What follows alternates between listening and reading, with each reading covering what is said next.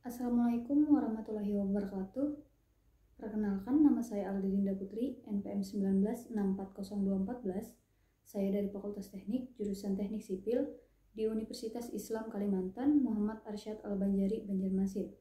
Jadi di video ini saya ingin menjelaskan tentang hak dan kewajiban pekerja. Hak dan kewajiban karyawan. Dalam bekerja, yang paling penting untuk diketahui adalah hak dan kewajiban karyawan terhadap perusahaan yang memperkerjakannya. Hak dan kewajiban ini harus terpenuhi guna menjaga dan membina hubungan yang baik antara karyawan dengan perusahaannya. Kemudian, hak memperoleh upah. Gaji atau upah adalah hak yang paling dasar yang harus diperoleh karyawan. Hak ini pun sudah diatur dalam Undang-Undang Ketenagakerjaan Nomor 13 Tahun 2003 pada pasal 1 ayat 30 yang berbunyi, dalam undang-undang tersebut dijelaskan pula bahwa gaji atau upah adalah imbalan dalam bentuk uang yang diberikan perusahaan atau pemberi kerja kepada para pekerjanya atas suatu pekerjaan dan jasa yang dilakukannya. Kemudian hak untuk mendapatkan kesempatan dan perlakuan yang sama. Hak lainnya yang tidak kalah penting dari hak atas upah adalah hak untuk mendapatkan kesempatan dan perlakuan yang sama dari perusahaan. Hak ini erat kaitannya dengan keadilan bagi seluruh karyawan perusahaan. Undang-Undang Ketenagakerjaan Nomor 13 Tahun 2003 Pasal 5 juga telah mengatur tentang hak ini. Di dalamnya tertuang penjelasan bahwa tiap-tiap tenaga kerja memiliki kesempatan yang sama tanpa diskriminasi untuk memperoleh pekerjaan. Hak untuk mendapatkan pelatihan kerja, idealnya suatu pekerjaan bukan hanya dilakukan untuk menghasilkan pendapatan saja, tetapi juga dapat memperbanyak atau meningkatkan pengetahuan si karyawan.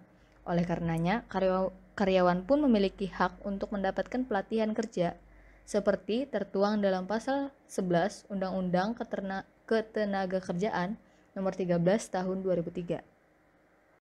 Hak untuk memiliki waktu kerja yang sesuai. Hak atas waktu kerja yang sesuai ini diatur dalam Undang-Undang Ketenagakerjaan Nomor 13 Tahun 2003 Pasal 77 Ayat 2. Isinya sebagai berikut. Waktu kerja sebagaimana dimaksud dalam ayat 1 meliputi 7 jam 1 hari dan 40 jam 1 minggu untuk 6 hari kerja dalam 1 minggu, atau 8 jam 1 hari dan 40 jam 1 minggu untuk 5 hari kerja dalam 1 minggu. Hak untuk mendapatkan kesehatan dan keselamatan kerja atau K3. Kesehatan dan keselamatan dalam bekerja juga termasuk hak yang mesti didapatkan tiap pekerja sesuai Undang-Undang Ketenagakerjaan Nomor 13 Tahun 2003 Pasal 86.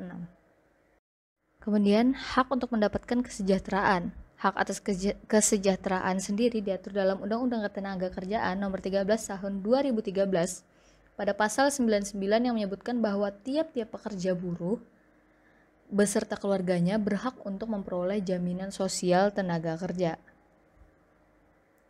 Jaminan sosial tenaga kerja sebagaimana dimaksud dalam ayat 1 dilaksanakan sesuai dengan peraturan perundang-undangan yang berlaku.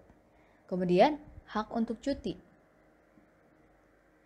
Hak untuk cuti selanjutnya hak karyawan dalam mengambil cuti juga sudah tertuang peraturannya dalam Undang-Undang Ketenagakerjaan Nomor 13 Tahun 2003. Pada pasal 79 tertulis bahwa pengusaha wajib memberi waktu istirahat dan cuti pada pekerja atau buruh. Jumlah cuti yang diberikan oleh perusahaan sekurang-kurangnya 12 hari kerja setelah karyawan yang bersangkutan bekerja selama 1 tahun secara terus-menerus. Kemudian, hak khusus karyawan perempuan.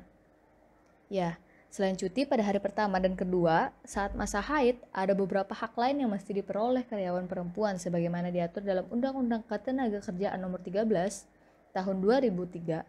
Hak-hak tersebut meliputi hak karyawan perempuan untuk memperoleh istirahat selama 1,5 bulan atau 1,5 bulan sebelum melahirkan, dan untuk perempuan yang mengalami keguguran pun berhak mendapatkan waktu istirahat selama waktu yang sama sebagaimana yang udah dijelaskan pada pasal 81 ayat 1 Undang-Undang Ketenagakerjaan Nomor 13 Tahun 2003.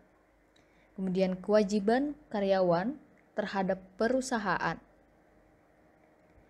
yaitu memiliki hak yang harus dipenuhi perusahaan. Karyawan juga punya 3 kewajiban yang harus dipenuhi oleh karyawan terhadap perusahaan.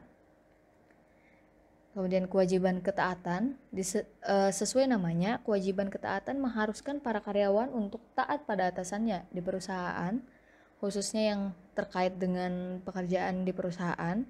Meski demikian, terdapat beberapa hal yang menjadi pengecualian dalam kewajiban ini, yakni seperti karyawan tidak perlu dan atau tidak boleh mematuhi perintah untuk melakukan sesuatu yang tidak bermoral. Misalnya perintah untuk menipu, suruhan untuk menyuap, dan lain sebagainya.